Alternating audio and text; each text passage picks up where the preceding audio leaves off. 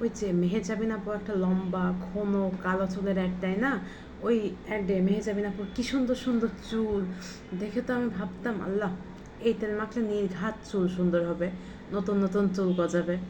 এইভাবে আমি আরও ভাবলাম যে মারা যখন ছোটোবেলায় হচ্ছে তার টাক করে দেয়, টাক করে দিয়ে মাথায় কী সব দিয়ে দিত, হ্যাঁ, তাহলে হচ্ছে আমি যদি টাক হয়ে ওই কী সব আর হচ্ছে মেহেজাবিন আপুর চুলের যে তেল ওই সব দিয়ে একসাথে দেওয়ার পরে কী হবে, আমার চুল যখন বড় হবে অনেক ঘন হবে, ঠিক আছে, অনেক কালো হবে, অনেক সুন্দর হবে। এইভাবে আমি কি করলাম, আমি হচ্ছে আমার চুলগুলো সব কেটে ফেললাম, মানে পুরো টাক করে ফেললাম। এরপরে কী হবে, আমি মেহেজাবিন আপুর ওই তেল মাখবো, আর আমার মা হচ্ছে ছোটোবেলায় টাক করার পরে মাথায় যেসব দিয়ে দিত ওই সব মাখবো।